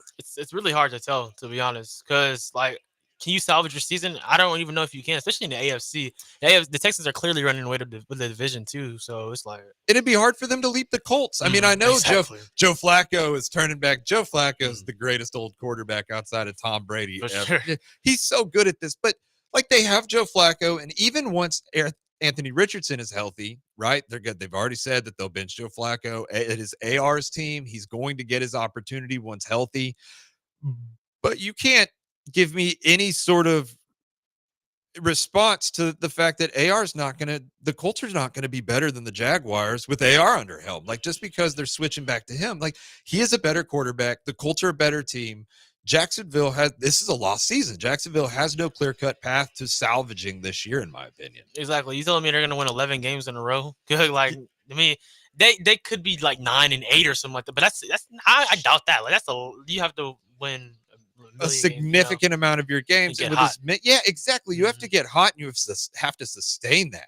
You can't have Travis Etienne getting hurt every single game, which seems like it's been. And you can't have all of this. It's just very inconsistent. Trevor Lawrence, another streaky guy, just like Geno, like you said. Like Trevor Lawrence can get hot, but he hasn't been hot very many times this year. And his wide receiving core is feeling it. I thought when they went out and they got Gabe Davis from the Bills to replace Calvin Ridley, I thought that was an interesting move, right? But then they drafted Brian Thomas, who is a bona fide stud. He's very, very good at football. But even he, albeit it was in London, and maybe the Jaguars just got the London bug real bad this time, but there were a lot of drops. There was a couple of fumbles. Like the Jaguars looked very dysfunctional today, and that is probably the biggest oh no in the AFC outside of the Cleveland Browns, which are on a totally different plane of their own. But Jacksonville's that one beat at Cleveland where you're like, what is happening? Like, how did we get here? Exactly. Both 1-5 now. And it's frustrating because, like we say about Trevor Lawrence, he's super talented. At times, he does miss a ton of reads, too. Like, that's the thing about it, too, as a quarterback. Especially, year 4 now? Like, you should be developing into, being one of the better quarterbaks in the league. But it's just, especially that second season they had when they played against Kansas City in the playoffs. Exactly. That was an encouraging year. But it's like he's regressing. And there's no reason why that should be happening. Right? Like, the coaching staff has changed, sure. But like at the end of the day, you're Trevor Lawrence. You were that guy that led Clemson, and you were the GOAT, right? He was the next Peyton Manning when they were touting him out, and then he gets here, and it's hard to understand because honestly, outside of having like a clear-cut large man number 1 wide receiver, right? Like I think T. Higgins would fit well on this team just because of his size and his ability around the red zone and this, that, and the other. Yeah. But outside of missing that guy, because you have a rookie playing that guy right now, Jacksonville's not really missing anything. Their defense is good. They've got good pass rushers. Their D-line is good. Their secondary is not bad. Their linebackers are not bad. I have no idea what's wrong with them, and I'm beginning to think it's coaching, and I feel bad for Doug Peterson, right? There's a reason he got chased out of Philadelphia. I didn't understand it at the time, but it is starting to look like, maybe it is coaching. Like it's time for them to reset the clock on the coaching staff. Right, exactly. And that's what I was just thinking, because when you have the personnel and you aren't executing to the way you should, it does come down to coaching at that point. But it's just like, I don't know either. Because also at the end of Eagles' tenure, there was a lot of dysfunction with Carson Wentz and all that too. So it was just a whole huge mess there, Well, it's also not Doug Peterson throwing the ball, right? That's true, you watch these games week in and week out, and you see a lot of Trevor Lawrence. It's either way below or way above the receiver. So Doug Peterson's not throwing that ball. If I'm not mistaken, he played quarterback in the league years and years and years ago. He's not the one chunking the ball up in the air. Like Trevor Lawrence has been inconsistent. Like I said, Travis Etienne has been hurt a lot this season. He was never meant to be a 3-down back.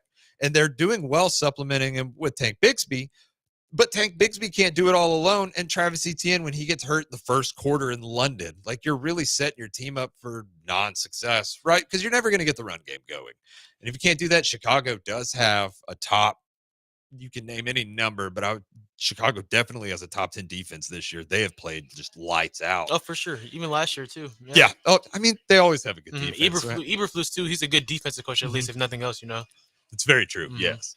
But I don't know, man. I like the Jaguars to a point, right? Like Texans first, same division, so I hate the Jaguars. But I like the Jaguars. I like what they do. I like a lot of players they bring in. I don't know how to fix them, and I think that this is going to be a bad year for Jacksonville. I think they pull off maybe 3 or 4 more wins this season en route to really finding that identity that they really need to refine. Because without the run game and without, I don't know, a consistent number 1 at receiver, I think that they are starting to flounder, and that is not going to do them any favors in the AFC South. That is getting better by the week. Exactly, and in the AFC in general. Exactly. The AFC is more loaded now than it ever has been. And this is not the way that you want to play the game because they were in the playoffs a couple years ago. This is a team that goes through a cycle. They lost that Super Bowl. What was it? Lost in the AFC Championship in 2018, correct? Yeah, 17-18 season. Yeah. Blake Bortles, one of my favorite players of all time. Alan Hearns was on that team. Like they fell just short. That defense was prolific. And then they had the Super Bowl slump of sorts, right? They didn't make it, but they slumped real bad after that, and things have never really picked back up. And it's hard to watch because I do like parity. I do like the competition, and they are bringing none of that to the league right now. So I don't know. It's hard to watch. Oh, very. It is. Hey, Dallas is better than Jacksonville, bro. Yeah. Sort of. That's bare minimum. But all right, everybody, we are going to go ahead and close this down. I'm lying. We are not going to close this down. Don't shut this down yet. Chargers at Broncos. I missed an entire team here. So we have not San Diego. We have the LA Chargers and the Denver Broncos. You have Jim Harbaugh leave in the first half. He was a little sick. He ended up coming back. Justin Herbert looked good, threw for more yards than he has at any point through the rest of this season. It's time to hit the panic button on Sean Payton's Denver Broncos. Bo Nix has looked terrible, and they have a lot going on for them. It's going to be a tough year for Denver. Chargers look a little better, but I don't think that they're going to actually be able to push the Chiefs in that division. I agree. Yeah, I think the Chargers, they'll probably finish second in the division, but it's the Chiefs. It's been a Chiefs division since 2018 when Patrick Mahomes started. So Crown's going to sit on their head for a couple years right. more. Yeah. But all right, we have Dustin Pfeiffer joining us in the next section. This is the Mean Gene Show on ESPN 97.5.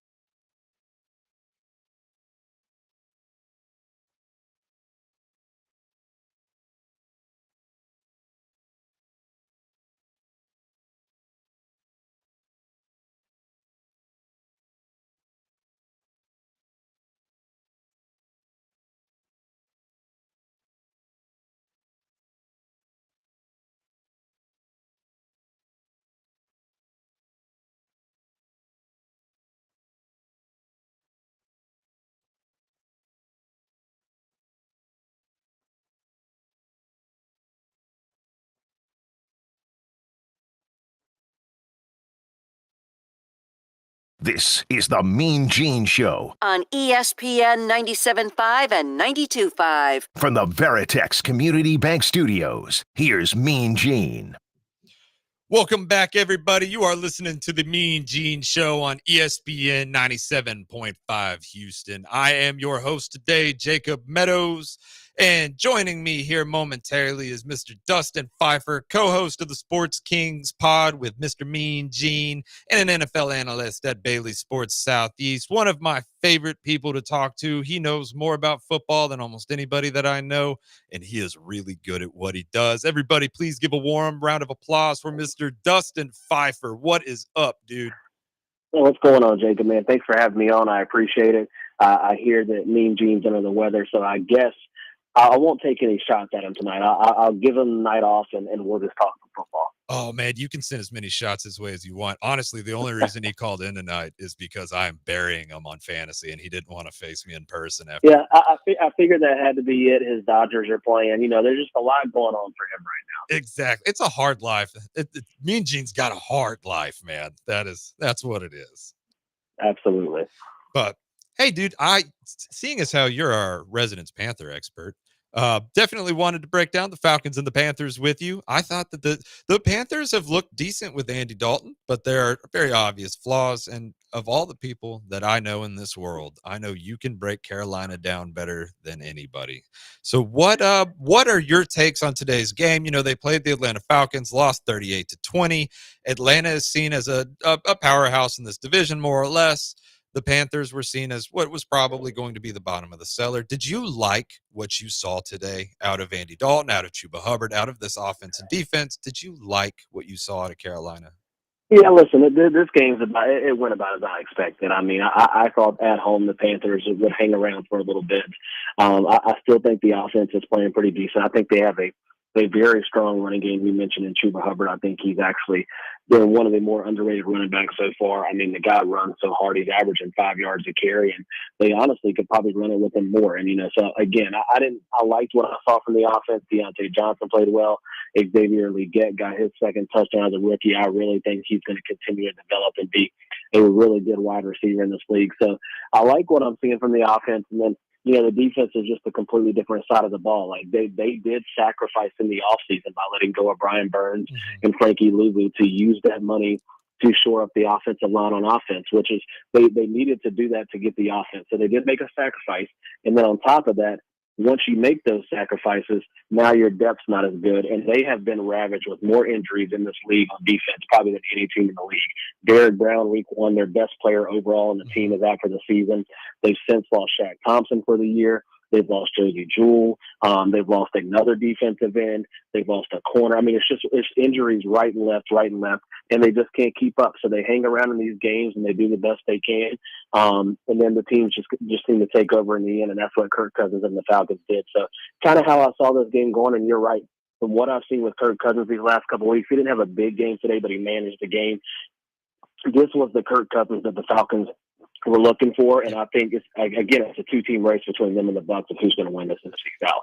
I have to agree with that. The Bucs have really the Bucs impressed me a lot today, and I'm actually going to jump into the Bucs before I let you go. That was a good game. Spencer Rattler surprised me with New Orleans, but I mean that game went the way that it was supposed to go. But with Carolina, before we make that jump, right? Because the Panthers are who I really want. For you, you know, Andy Dalton's all smiles, right? This is the happiest we've seen him since the Marvin Lewis era. But do you think the Panthers are going to be able to right this ship? I mean, naturally, they're not going to be playoff contenders next year, right? Like that's not in the books, more than likely. But do you like what you're seeing out of your young developing players and the progress that they're making towards becoming, you know, a cohesive team? Are you liking, despite the losses, right? Because they are learning to handle adversity. But are you liking what you're seeing outside of Xavier Legette? Because he has looked really good. But outside of him, are you liking what you're seeing out of the young guys? Like that they're pointed in the right direction, and maybe this team could turn the tide in 2, 3, 4 years, as opposed to just being in a perpetual state of rebuilding. Yeah, I've actually liked what I've seen so far. And again, Panthers fans, it's tough for them to say, hey, it's going to be a couple more years because it's been 6 years of some of the worst football in this franchise's history. So they are ready now for a turnaround, but it takes time. And when you make mistakes, and That's why the previous coaching staff got fired. That's why the previous GM got fired. The GM should not get a job. Scott Fitterer should not get a job in this league again with what he did with this roster. It was just malpractice. It was just unbelievable. So Dan Morgan comes in. He's got to right the ship. And again, he pays $100 million to guards, which I really think has been a benefit. If you look at it, the Panthers have had a top half offensive line this year so far. It just doesn't show as well because of the losses. So I like what they're doing. I like the direction that they're headed in. You mentioned young guys. Chuba Hubbard's still young. We haven't even seen their rookie that they drafted in the second round, the running back from Texas, and Jonathan Brooks. Everybody thinks that when he comes back healthy, that he will end up being the number one back, which is saying something because of how good Chuba Hubbard's been. So I think they kind of hit on their draft picks. Ja'Tavion Sanders from Texas has made some decent plays. You've got, like I said, Lee Gett, who's starting to show more and more. And then Deontay Johnson, even though he's not as young as some of these other guys, he's up for a contract year, and he's played very well. I wouldn't be surprised. Everybody's talking about him possibly being traded. I could see the Panthers possibly re-signing him. I like what they've done on offense. So this is just a process. They kind of got the offense going in the right direction. Now in this upcoming draft, I don't think it's about a quarterback. I mean, even though they don't know what they're going to do with Bryce Young yet, Andy Dalton's getting older. If Andy Dalton continues to play halfway decent, I could see them running the veteran route for another year and letting him run the ship, because that's what Dave Canales is used to. He's used to a veteran in Baker Mayfield. He was used to a veteran in Geno Smith. So I could see them going the veteran route for another year with Andy Dalton if he stays healthy, and then building this defense in the draft so you can get both sides of the ball up. And then another year down the road going and getting that young quarterback again, because who knows what's going to happen with the Bryce Young, but I think his time in Carolina is done. He may get a chance later in the year because of a sorry record from the Panthers and not winning a lot of games, so he may get that one more chance. But I just think it's kind of run its course, and it's disappointing. When you trade up all that stuff to get Bryce Young, then it flops. It's going to take a while to recover, and that's what they're working on right now. But the one thing I will say is I really like what I see from Dave Canales. He calls a good offensive game. He's got good energy around his team. Guys are balled in, even though that winning, they're playing hard for 4 quarters. So I do think they are headed in the right direction. It's just going to take some time. I agree with that. I think Dave Canales was a terrific hire. I mean, even like you said, despite the losses, right? Because they're not winning a ton of games. But it does seem like the team is bought in and everybody likes what's going on in Carolina, which is arguably just as important as winning games whenever you're not winning games, right? It does seem like Dave Canales has cultivated a winning culture almost without having to win games, and that bodes well for the future, right? Like that's a sense of optimism for this team. Absolutely. You got to start the culture somewhere. And the fact that they bought in, even though they're still only 1-5, and listen, they were in a close game with Cincinnati. They were in a 1-possession game here in the 4th quarter with the Falcons. And they're just a team that doesn't have the depth to really finish these games. But you can see they're starting to develop that culture to be in a 4-quarter game, which is a big improvement considering what we saw the last couple of years where before halftime, the game was already over for the Carolina Panthers. Absolutely. Yeah, it's going to be interesting to see what they end up, blossoming into once all of this really starts to come to fruition and Dave Canales can build, once he starts actually getting his own people on the roster and what have you, after a couple of years in the team, like it'll be nice to see what Carolina does because they're looking up. I mean, again, they're not going to win a ton of games right now, but I do like where Carolina is heading. And they do have a lot of good little pieces. And like you said, you've got so many injuries on defense that, once all these guys come back, it's going to be a totally different team. It's got to be because a lot of the stars are the ones that are hurt. So you have the new stars that are formed now, and you have the ones that were already veterans on the team that are coming back. And Carolina could be good next year. Not 15-win good, but pretty good, in my opinion. Yeah, and that's what we talk about on the sports teams all the time is that, it really in the NFL, you can go from being a non-playoff team to a playoff team in a year. This is the one league where you can turn it around quickly if you make the right decisions in the draft and the right decisions in free agency. And again, I think they've started that process. It may take another year, maybe 2, but I like what Dan Morgan's done in his first year as a GM. He's hit on his draft picks. He's hit on some good free agents on the offensive line. So they're headed in the right direction, and maybe in a year or 2 they can compete with what the top 2 teams look like now with the Tampa Bay Buccaneers and the Atlanta Falcons. Yeah, exactly. I completely agree. It's just one of those things that, they're doing the right things. But speaking of the Buccaneers, that is going to be the next game that we jump into. However, we are running a little low on time for this segment. So would you mind coming back for the next segment, Dustin? Would that bother you too much? No, absolutely. I'm here for you, man. Sweet. All right. So we can go ahead and jump in. We've got about 45 seconds to go ahead and start breaking it down. We can wrap her up on the final segment of the show. But so Spencer Rattler gets his first start with the New Orleans Saints, right? Derek Carr's out 3 to 4 weeks. Tampa Bay's defense is wildly known for being good against rookie quarterbacks. Did you like what you saw out of Spencer Rattler today? Just out of curiosity. Yeah. I mean, just real quick, but I mean, I liked what I saw. I think the fans have actually been wanting to see him, and I know the game got out of hand, but I like some of the stuff I saw, and I think he has a chance. You know, we've seen this before when quarterbacks get injured. You come in and play well, you can take that job, especially for a guy like Derek Carr who is up and down. And so I think it was a good first start, and I think he's got a chance in these next few weeks to really try to continue to improve and maybe win this job long term. Sweet. I agree wholeheartedly with that. And with that being said, we're going to go ahead and shut down this segment. You are listening to the Mean Gene Show on ESPN 97.5.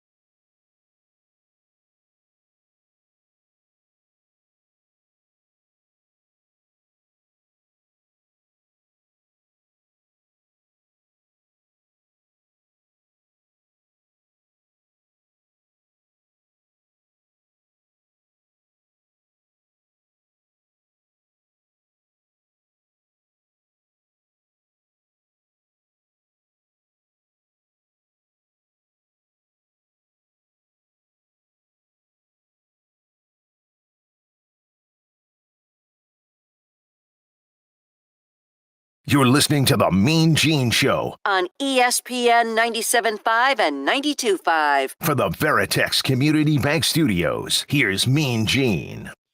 Welcome back, everybody. This is the Mean Gene Show on ESPN 97.5 Houston. I am your host, Jacob Meadows. I will be rejoined here shortly by Mr. Dustin Pfeiffer to close this thing down.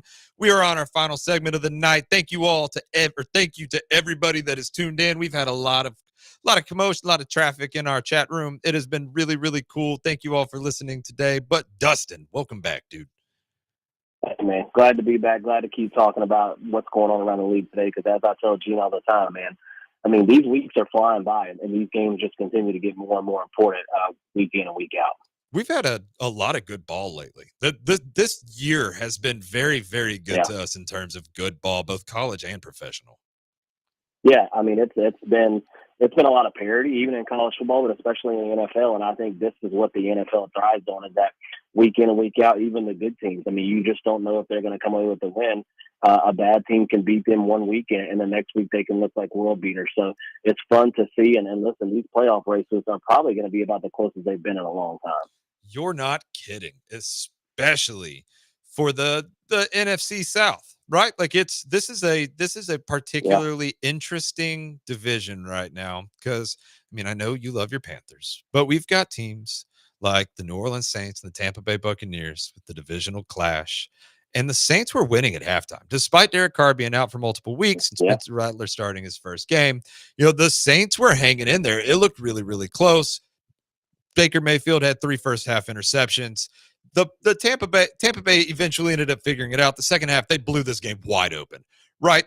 But in terms of seeding through 6 weeks in the NFL, and again, I had to leave Separation Sunday for next weekend because I couldn't do that without Gene.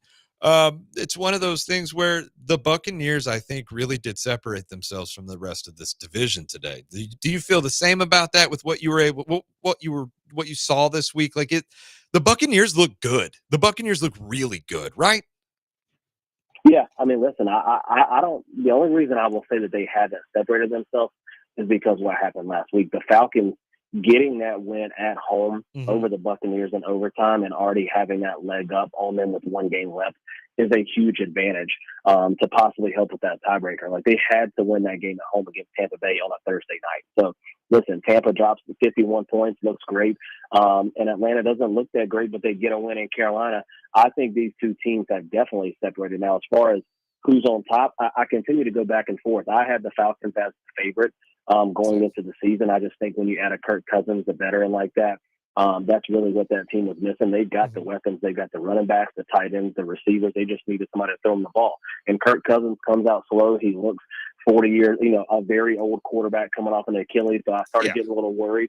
But these last 2 weeks with him going for 500 yards against Tampa Bay and then coming back and playing a smart game and running the ball and making plays downfield today, I just think those two teams are hand in hand. And I actually, even though Tampa looked great in New Orleans, I would give the slight edge to Atlanta again because they already had that 1 game in hand against Tampa. And I just feel like if it comes down to it, who am I going to trust more? Now, neither one of them had great playoff success, but I would probably trust Kirk Cousins more in a big game than I would Baker Mayfield. I can agree with that. Baker's turned the ball over a lot the last couple of weeks. So that would be my one hang up, is that in terms of consistency, right? Captain Kirk is definitely, he is the definition of consistency. He is what he is, and he has been what he is for a long time, whereas Baker's very up and down.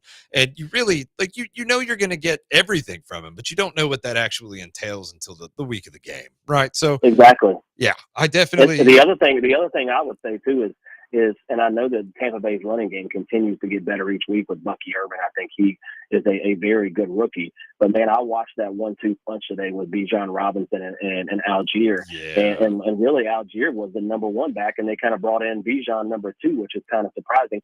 I mean, when you have a two-headed monster like that and then have a veteran like Kirk Cousins there as well to do that play action, that's what Kirk Cousins thrives off, is that play action. So I think both of those guys, I know Algier had 100 yards. I think Bijan had 95 and 2 touchdowns. I mean, they are just a 1-2 punch, and that's a good combo to go with Kirk Cousins. So I think it's going to be a race that'll probably come down, honestly, to the final week of the season. That's how this division always does. But I would give a slight edge to the Falcons right now. Honestly, I have to agree with that. The Falcons probably have the best running back room in the league. I completely spaced from that because, Bijan and Algier are a crazy duo. When, they took Tyler Algier before they ended up drafting Bijan. And honestly, it depends on the week, but there are plenty of weeks where Algier is the better back, which is nuts considering where Bijan was drafted, what was expected of him, and the fact that he is actually really good at football. Yeah, I mean, listen, and then you had the combo of Bijan catching that in the backfield. You had a Drake London, and listen, Kyle Pitts. I mean, me and Gene talked about on the Sports King show. We're still waiting for him to live up to that potential, and he's slowly starting to get better each week. They just got weapons kind of all over the place, and I'm not saying the Bucs don't, because you obviously got Godwin, who's just playing out of his mind right now, and Mike Evans, so they have the weapons as well. I'm not hating on Baker, because the turnaround that he had has been tremendous, and he's cemented himself as a starting quarterback. I would just put towards Kirk Cousins in a big game. You would have to. I mean, just based off of experience alone. Yeah, I can't poke any holes in that logic. That's pretty airtight. But I've got those are the only two teams I got making it. I don't see that, even though the Saints are playing decent, and we'll see what happens with Spencer Rattler, I don't see them getting a wild card. Obviously, I don't see the Panthers. So those two teams will be battling for the division lead, and who knows if one of them can get a wild card. But I think that winning that division is going to be the best bet. Yeah, when the season started, the Saints started so hot. You look at them, you look at what Derek Carr was able to do the first 2 weeks of the season, you're like, this is good ball. These guys are good. And they are on a spiral of epic proportions right now.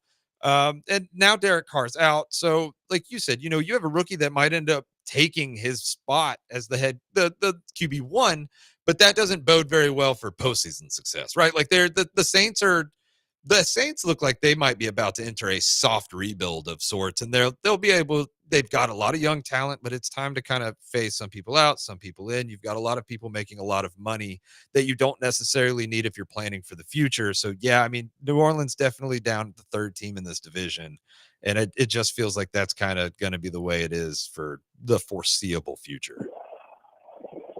Teams in the league to start the season, so I was shocked how they came out of the gates and now starting to regress back to the mean. And I think they will go into a soft rebuild, make some changes. I think they need a new head coach. So a lot of big changes coming if this keeps up in New Orleans. Absolutely. Yeah, I also think that a coaching change is going to be needed down there. There's some wacky stuff in New Orleans, dude. Yeah. I've got one more game for you, Dustin, if you are interested. We've got the Bengals and Giants. It is the game that is on right now. There has been very little movement. The Cincinnati Bengals are winning 7-0 over the New York Giants. Are you watching the game currently? I am watching the game. It's a weird game. You're right. I mean, how about the first drive?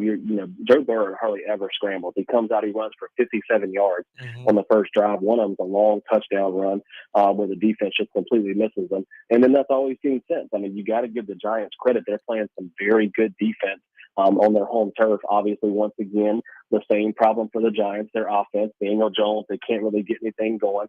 But neither have the Bengals after that first drive. So this is a very weird game, sitting at 7-0 to start the second half. And once again, this is a danger zone for Cincinnati because they're 1-4. I still think they're a playoff team.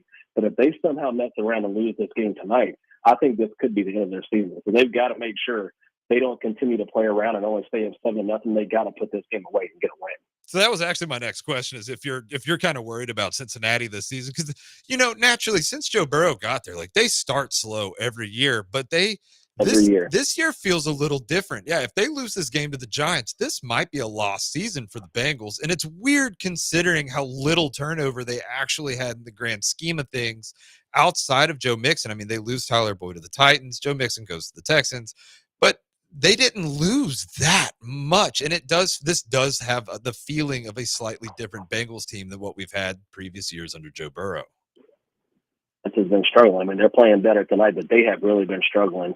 But Joe Burrow, I mean, listen, Joe Burrow is playing Joe Burrow football. If you look at the last 3 or 4 weeks, he's been one of the best quarterbacks in the league.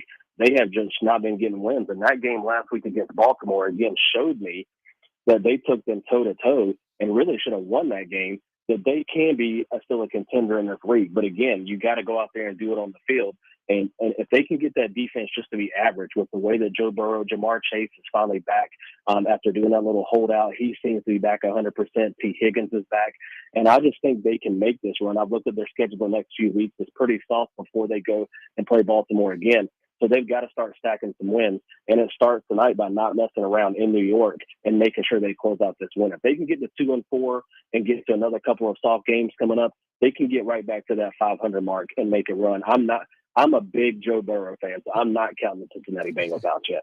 See, despite the record, right, because you have Pittsburgh that's doing great things somehow at 4-2. You have Baltimore that looks like a juggernaut most weeks, right? Like, they've been beat, but they look amazing. You really think Cincinnati can climb out of this hole and give them a run for their money? I think I don't know about for the division, but I think they can definitely climb out of this hole and get a wild card spot. Listen, I'm not trying to throw shots at Gene's team because I have no room to talk with what I cover in Carolina, but I think a lot of people would agree that even though the Steelers are 4-2, that's not a pretty 4-2. I mean, No. even though they kind of pulled that game away today, they struggled against the Raiders a little bit. Justin Fields continues to be up and down. I wonder what's going to happen there. They still can't run the ball great. Baltimore is a contender. I think Baltimore will probably run away with this division, but I could see Cincinnati staying in this wild card race because, listen, we see it week in and week out with these teams faltering. And I think if they could just put a little winning streak together, 2, 3, 4 games, they're right back in this to get one of those wild card spots. Nice. Okay. Well, I guess that's all I needed you for, Dustin. Thank you so much for answering all my questions. Thank you for coming on the show today, despite the Mean Gene being out, scared of my fantasy football prowess that he has to deal with right now. It has been a pleasure, dude. It's always a pleasure talking to you. Thank you so much for coming on. I hope you have a great night, Dustin. Hey, appreciate it, Jacob. Thanks a lot, man. All right, everybody. We've got one last little leg for you. We have Monday Night Football coming up next tomorrow. It is Sunday. Coming up tomorrow, you have the Bills and the Jets. It is an AFC divisional game of sorts. The Jets are kind of coming on hotter. They've looked better recent weeks, but they have a lot to do. The Bills are coming off of the big loss to the Texans. And, it looks like the Bills are kind of starting to find themselves. They looked real good in the beginning. It's almost like they had to hit a reset against Houston. This is going to be a good game. Hopefully everybody is able to enjoy it. Personally, I think the Bills are going to take this one, and that is only because it is hard to believe in the Aaron Rodgers-led Jets, and that's not throwing shade at Aaron Rodgers. They're just very inconsistent, and it's almost as if there's no chemistry on that team unless somebody just buds and makes it happen in any given week. It's not something that they're just like, yeah, I love this. So I am a little worried about the Jets' future. They did just can Robert Salah, which – I like Bob Salah. I hope he lands on his feet. Hope he ends up somewhere else because I don't think that he was necessarily the issue. But I do believe the Bills are going to win, and I hope all of you have a terrific work week. Me and Mean Gene will see you next Sunday for the Mean Gene Show on 97.5 ESPN Houston.